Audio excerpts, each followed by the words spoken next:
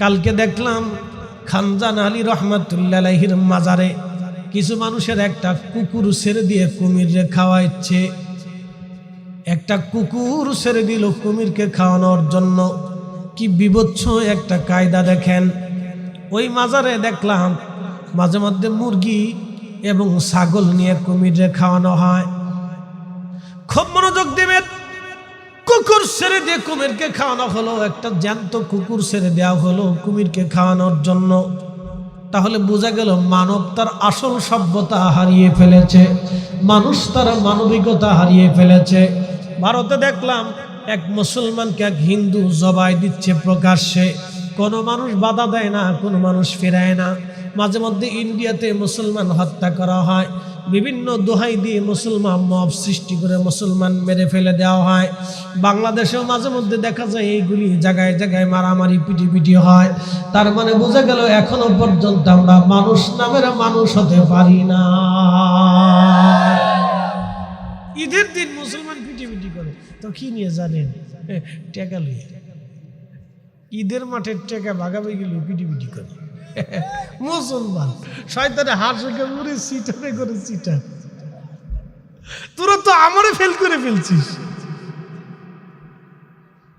শয়তানে চিন্তা করে যে আমি আর কত বড় শয়তান রে, ওরা তো আমার থেকে বেশি বড় শয়তান। আস্তে কর খেজরে বলে। মসজিদের কমিটি নিয়ে যুদ্ধ চলে বাংলাদেশে, মসজিদের কমিটি নিয়ে ক্যাডার সভাপতি এটা নিয়ে মসজিদের ভিতরে পিটি হয়। ওরে বাপরে বাপ, কি কিলি। আপনি যদি দেখেন তো চিন্তা করবেন এরা মানুষ কবে হলো? মুসলমানের হিসাব পরে করে। ও তাই এ জাতি মুসলমান না, এ জাত্রে মুসলমান কয় না। মুসলমানের হিসাব পরে আসেন, আপনি হিসাবে আসেন। বাপ মানুষ হতে হবে আমাদেরকে, ভালো করে বুঝে যান। মানুষ তার মানুষত্ব হারিয়ে ফেলতেছে, মানুষ তার মানুষের গুণাবলী হারিয়ে ফেলতেছে, মানুষ তার মানুষের গুণাবলী হারিয়ে ফেলতেছে। আইয়ামে জাহিলিয়াত আমাদের সমাজে আসতেছে, আইয়ামে জাহিলিয়াত ফেল হয়ে যাচ্ছে। একসময় মানুষ প্রকাশ্যে নারীদেরকে জীবন্ত কবর দিত, আজকে সন্তানকে বাবা হত্যা করতেছে, ছোট্ট বাচ্চাকে হত্যা করে মা অন্য পুরুষের সাথে পালিয়ে চলে যাচ্ছে। কথা বলে ঠিক না? জাহিলিয়াত না আছে কোথায়? আমাদের ভিতর জাহিলিয়াত ঢুকে গেছে। কুকুর, শীত চলে গেছে, শীতের ভিতরে কুকুরের 8টা 10টা করে বাচ্চা হয়। কোন কুকুরের 6টা 4টা 5টা 6টা 8টা 10টা বাচ্চা হয়। কিন্তু শীতের ভয়ে কোনো কুকুর তার বাচ্চা রেখে পালিয়ে যায় না। একটা অসুস্থ কুকুরও তার বাচ্চা রেখে পালায় না। যত সময় পর্যন্ত এই বাচ্চা দুধ খাবে তত সময় পর্যন্ত এই বাচ্চা মা কুকুর কখনো বাচ্চা ছেড়ে পালায় না। যত সময় পর্যন্ত একটা গাভী বাচ্চা পান করবে, গাভীর বাচ্চা গাভীর বাছুর দুধ পান করবে, তত সময় পর্যন্ত একটা মা গাভী কখনো তার বাচ্চা রেখে পালায় না, বিড়ালে পালায় না। কোনো পশু পাখি যত সময় পর্যন্ত বাচ্চা দুধ পান করে কোনো পশু পাখি পালিয়ে যায় না। হে মুসলমান, ভালো করে শুনে রাখবেন। কিন্তু আমার দেশের কিছু মানুষ আছে, কিছু নারী আছে, ঘরে সন্তান রেখে পরপুরুষের হাত ধরে পালিয়ে চলে যায়। এরা কুকুর আর শুয়োরের চাইতেও নিকৃষ্ট হয়ে গেছে। কথা বলেন ঠিক না? মানুষ তার মানুষের জায়গায় নেই। শুধু কি নারীর অপরাধ? পুরুষের দিকে আসে। কালকেও বরিশালের 3 বাচ্চা রেখে এক মা চলে গেছে। বলে মহিলা কেন চলে গেল? স্বামী 3 বাচ্চা রেখে আর এক জায়গায় বিয়ে করেছে, সেইখানে এই বাচ্চা রেখে স্বামী চলে গেছে। মহিলাও তার বাচ্চাদেরকে ইউনিয়ন কাউন্সিলে রেখে দিয়ে চলে গেছে। বলে তাই আমি জাহিলিয়াতের আছে কোথা? রাষ্ট্রের উচিত এই পুরুষ আর মহিলাদেরকে ধরে আইনা প্রকাশ্যে বেত্রাঘাত করা। কথা বলেন ঠিক না? প্রকাশ্যে বেত্রাঘাত করে দিল। দুনিয়ার মানুষের দেখানো যেদের শাস্তি। এই বাচ্চা রেখে পালে আগে পুরুষকে ধরে আনতে হবে। কোনো শুয়োর আর কুত্তার চাইতে নিকৃষ্ট। ও মানুষের কাতারে পড়ে না। ওর বাচ্চা রেখে কেন সে চলে গেল অন্য জায়গায় বিয়ে বসে আর এক জায়গায় সংসার করলো? ওরে আগে ধৈর্যই নেয়, কায়দা মতো বেত্রাঘাত পিড়াইয়া জুতা দিয়ে বাইরে গিয়া সমাজ থেকে ওরা আলাদা করতে হবে এবং মিনিমাম হলো ওর 12 বছরের জেল জরিমানা দিতে হবে। সাঁতার এক দেশে বাস করি, ঘোড়ার ডিম, সকালে এক আইন, রাত্রে আর এক আইন। এক এক সময় এক একজন আসলে এক একটা নিয়ে পড়ে থাকে। মানুষের চিন্তা কারো মাথার ভিতরেই নাই। না, কারো মাথার ভিতরে মানুষের চিন্তা নেই। মানুষ মরে গেল না বাইচে রইলে কোনো চিন্তা নেই। এক একজন এক এক চিন্তা নিয়ে পড়ে থাকে আর কি। শত শত ঘটনা আমাদের দেশে ঘটতেছে, প্রতিনিয়ত ঘটতেছে। কয়টা মিডিয়াতে আসবে? 2-4টা যা আসে এগুলো আমরা দেখি পর্দার আড়ালে, আর যাহা আছে ওটা আমাদের দেখার বাইরে।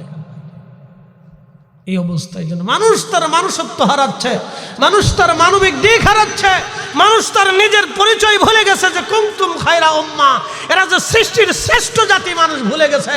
এই জন্য মানুষ হতে হবে। কথা বলে ঠিক না বেঠিক? মানুষ হইয়া ভবেতে আসিয়া মানুষের করিলাম কি? মানুষ হইয়া ভবেতে আসিয়া মানুষের করিলাম কি? আমি নবী না চিনিলাম, কি যে ভুল করিলাম, ভস্মে ঢালিলাম ঘি। মানুষ হইয়া ভবেতে আসিয়া মানুষের করিলাম কি?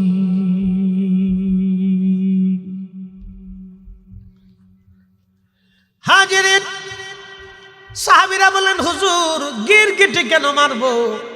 নবীজি জবাব দিলেন, সাহাবীরা রে, গিরগিটি এই জন্য মারবা, আমার মিল্লাতের বাবা ইব্রাহিম আলাইহিস সালামকে যখন আগুনের মধ্যে ফেলে দিল নমরুদ, আগুন জ্বলতেছিল, এই গিরগিটি আগুনের দূরে দাঁড়িয়ে ফু দিচ্ছিল। আল্লাহ ডাক দিলেন, গিরগিটি কেন ফু দাও?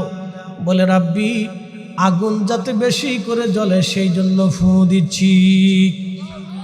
আরে সাহাবীরা, যদি কোনোদিন এই গিরগিটি পাও তাকে মেরে ফেলবা, ছেড়ে দিবা না। সে আমার মিল্লাতের বাবার দুশ্মন, ওটা আল্লাহর দুশ্মন। ফু মারল এক গিরগিটি, কিন্তু শাস্তি পেল। কিয়ামত পর্যন্ত যত গিরগিটি আসবে সবাই শাস্তি পাবে, কারণ এই জাত আল্লাহর নবীর সাথে দুশ্মনী করেছিল। এই জন্য আল্লাহর রাসূলের ইজ্জত নিয়ে যারা সিনিমিনি খেলে, নবীর সম্মানের চাদরে যারা হাত দেয়, বাজান মহেশখালীবাসী খোদার কসম করে বলি, এরাই হলো জমানার নিকৃষ্ট জাত। কথা বলেন ঠিক কিনা? আমার বাপ হলেও যা, চাচা হলেও তা, শ্বশুর হলেও যা, শাশুড়িও তা। কি কথা ঠিক আছে কিনা? এখানে কোনো জারাজারি নেই। গিরগিটি একটাই ফু দিছি, কিন্তু কিয়ামত পর্যন্ত লাঠি চালান কাজ।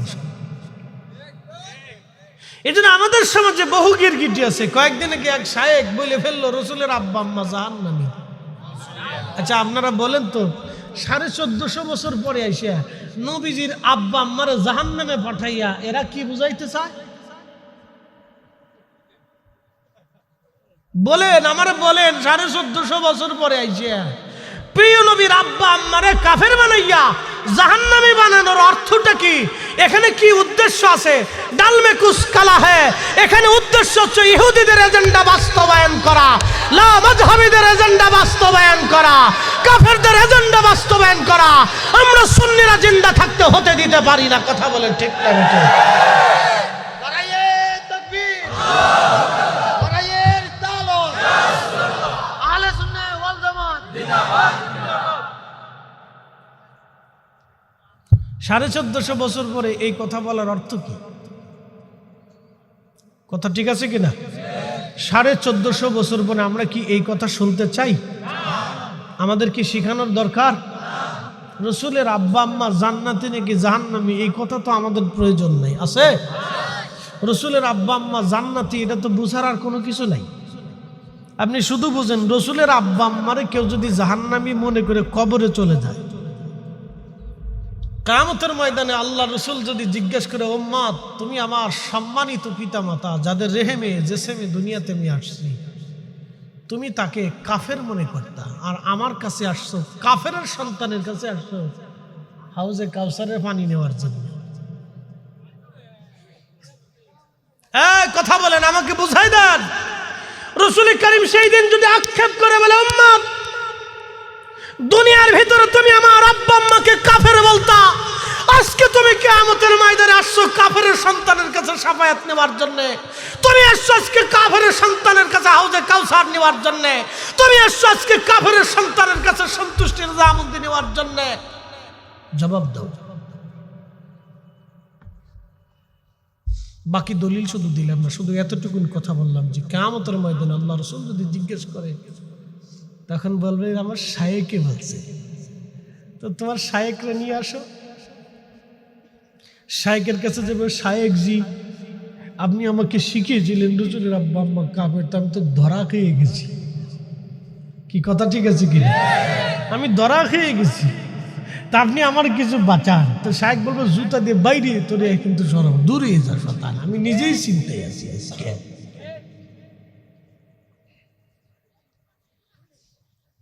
বুঝে মতবাদ নিয়ে, বুঝে রাস্তা মেপে, বুঝে সিদ্ধান্ত নিয়েন। জীবন একটা, সিদ্ধান্তই একটা, মৃত্যু একবারই আসবে, সিদ্ধান্ত একবারই হবে, দ্বিতীয়বার কোনো সিদ্ধান্ত নাই। আবার বলে দিয়ে যাই বারে আউলিয়ার দেশের মানুষেরা, আহলে সুন্নাত ওয়াল জামাত এটা নাজাতি জামাত, আহলে সুন্নাত ওয়াল জামাত হকের জামাত, আহলে সুন্নাত ওয়াল জামাত সাহাবীদের জামাত, আহলে সুন্নাত ওয়াল জামাত আউলিয়া কিরামগণের জামাত, আহলে সুন্নাত ওয়াল জামাত শহীদানদের জামাত, আহলে সুন্নাত ওয়াল জামাত নবী পয়গম্বরের জামাত। কথা বলেন ঠিক না বেঠিক?